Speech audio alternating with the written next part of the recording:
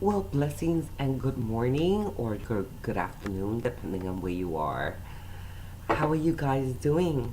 I hope that you are all doing really well. I definitely wanted to connect before Loon and I, and the tribe that is scheduled to come with us, head out to Costa Rica. Loon and I are leaving tomorrow, and oh my God, how exciting! Uh, we've been buzzing for the last week or so, just with the surrealness that the trip and the retreat is here. And we apologize that we haven't been able to do Emerald Paradigm. Um, we just couldn't manage to get our schedules together. I know that Loon has been sharing her videos on her channel, and I knew that I needed to come on before I left. And so here I am, and I hope that you guys are doing wonderful. So my voice, I have a little congestion going on. Of course, I'm sure part of the initiation process before Costa Rica. And I giggle because I've been telling Loon for the last week that, you know, of course, we're going to go out and teach, we'll offer our guidance um, and lead the retreat, but make no mistake about it, we are also under a heavy initiation process. And so these are the little symptoms to clear us, to purify us, to help us release just before we go into the core of the womb to receive, right? And to release some more. Anyway, this morning I was guided to chime in and speak a little bit about reprogramming our thoughts. And it sounded like, it's pretty fundamental. Reprogramming our thoughts. What does that really mean? And why is it so important? It's very important in our spiritual journey. And one of the reasons, of the many reasons why it's so important, is because there are so many thoughts going on all at the same time that we're not even aware of on a daily basis. You ever get up in the morning and you're barely awake, and as you're, trying to brush your teeth or whatever it is that you do as soon as you get up, there's this, array of thoughts going through your mind. The car, I gotta change the tire, I gotta get gas, oh, I've gotta call the dentist, oh, did I, you know, polish my shoes yesterday, oh, I don't feel good, oh, that person said something to me, and on and on and on. All these thoughts are still very much, whatever thoughts you may have had the day before, the week before, they're still sort of processing and laying, deep within the subconscious. And as soon as we wake up, the body is alert and aware that it is awake, those thoughts just kind of start flooding in, and they blur us, from deliberate conscious thinking, of conscious thought, of conscious manifestation. And so if we are not aware that there's a programming going on behind the scenes, it could pose a challenge when we're trying to be deliberate and when we're trying to create, because those ingredients of those thoughts are still going to be there. It happens a lot throughout the day, those, again, automatic thoughts. And we could go on and on with this subject. How many of the thoughts that we experience are really ours? And what I mean by that is we have conversations we share on a daily basis, right? Um, and for the most part, it's not to say, I'm not trying to present a negative tone to this process, but sometimes people have, oh, not sometimes, most of the time, people have their own opinion about things, about how we should proceed with something. um, and they'll offer their opinion. And a lot of times because we trust the individuals, because we respect their opinions, we start to adapt and to accept some of their opinions and thoughts and feelings into our programming. And inevitably, then our thoughts become our own thoughts, and they become the thoughts that are also embedded through the interactions that we have. You know what? A good friend, it may not be a bad thing, but when we start to interject, say going online and doing research on something, uh, and all the opinions that might come from that, um, when we go and we experience the news or read the newspaper, we're definitely fed with a lot of opinions about a lot of topics. And we need to be mindful, again, of it seems innocent, but it's not if we engage in that type of uh, feeding on a daily basis. We don't realize, because we don't realize that we are ingesting a lot of those opinions, that they leave residue.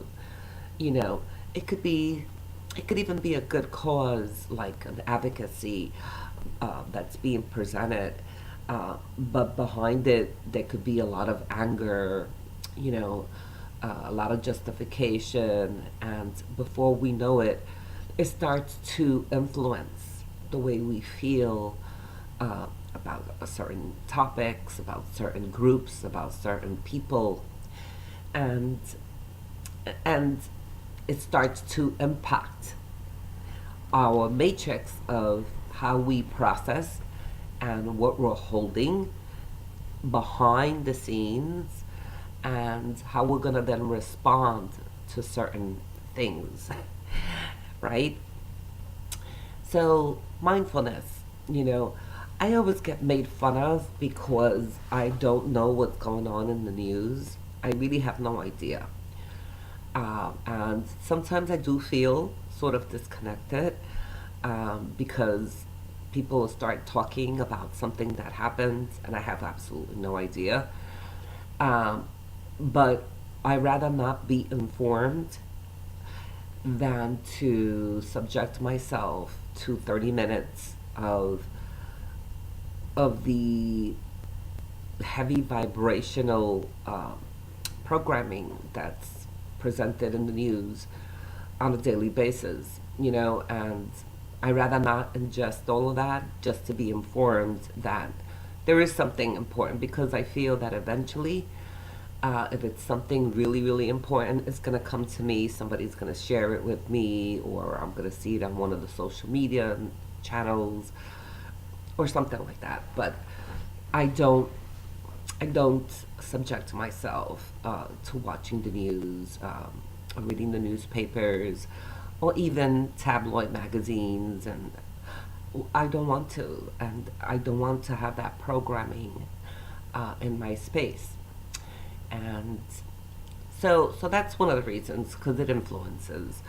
We move on to the next level of it, which is, again, we're always, or we hope we are always, in the space of wanting to create. As we're learning, as we're growing, we want to step into this beautiful place of creation, of deliberate intent.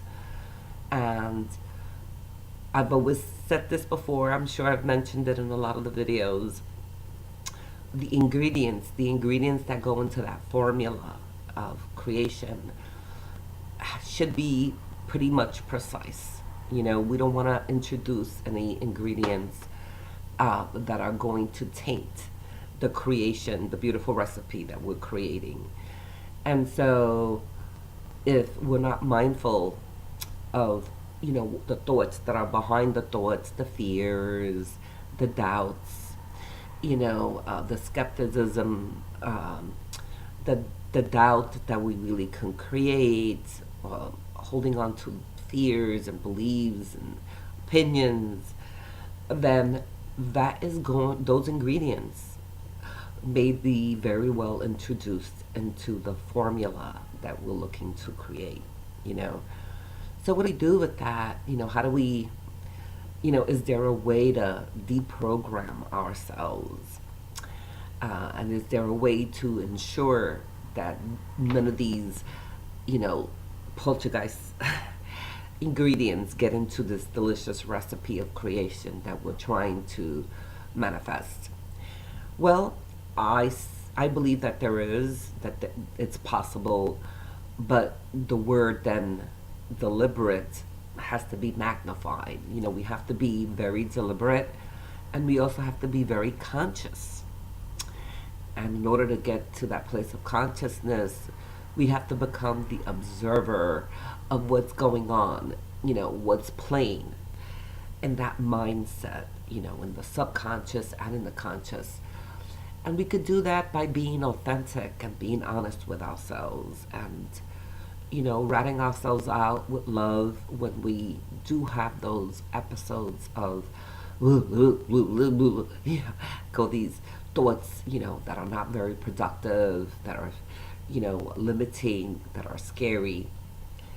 And just be humble and knowing that they're there and acknowledging it, not getting angry, but knowing then as an observer that if they are there, they need to be released, they have to be reconciled with, and they also have to be reprogrammed.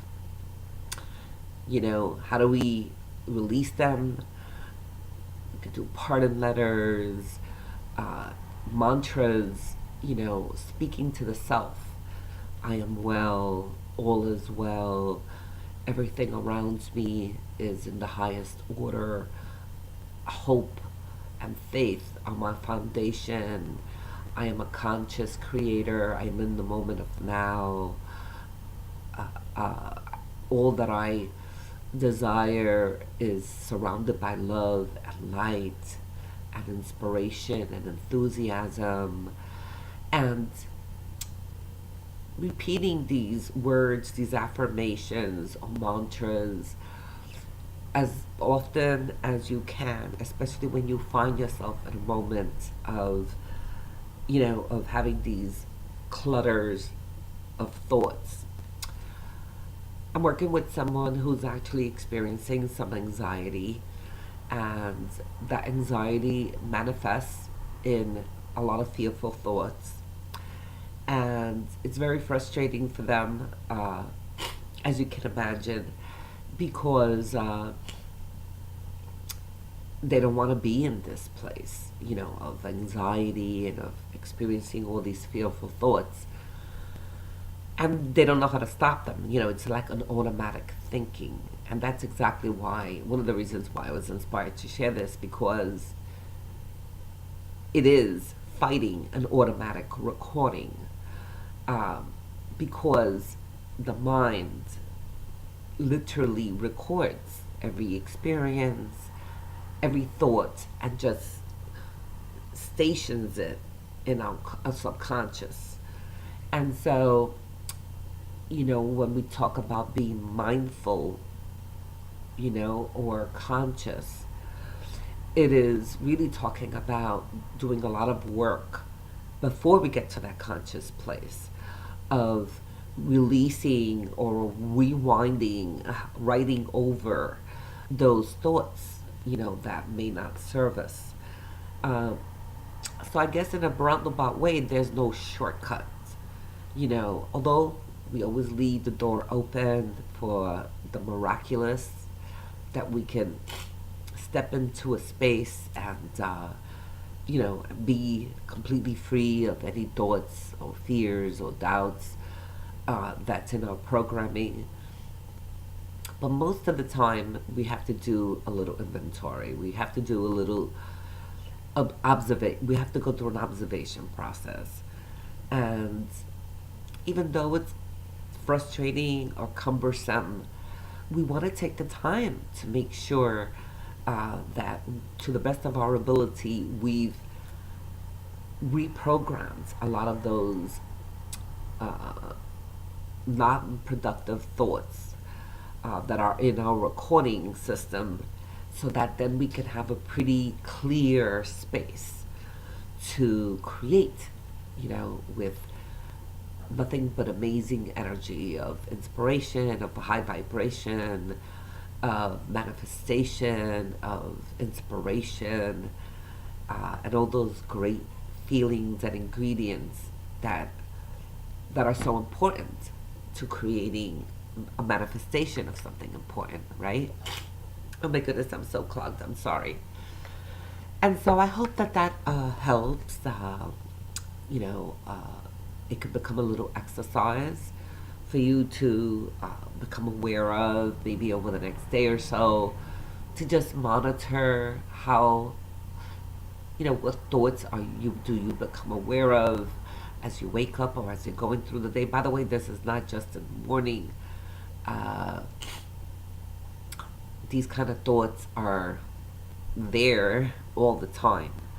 When we're driving, even when we're having conversations with somebody, believe it or not, we're having a conversation without thoughts, and I know that you know what I'm talking about.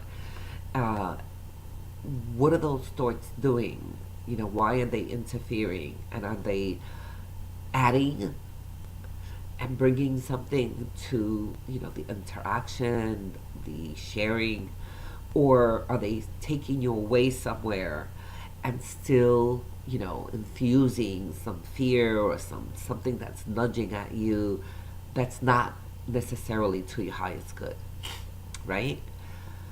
Become mindful of that, and you know, take a notebook, make some notations. Authenticity is very important, because as soon as you become authentic and become the observer with no judgment, then you're in a great position to recreate that. Yes? I'm going to pull some cards from my favorite deck, but you know what? I'm going to stand up for a moment, so I'm actually going to do this. I'm going to stand up.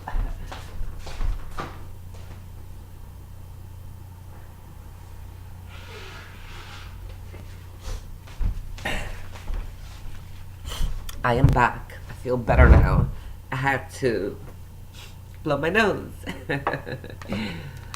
So I am sitting with my favorite tarot, the psychic tarot deck, and I love that you guys seem to always resonate with some of the messages that come from the beautiful oracle. I have nothing but reverence for the oracle, and it's so important to have respect for the tools that we use. I know that for me, because I do have so much reverence, the return of that is so amazing, with the accuracy, of the messages that the oracle reveals.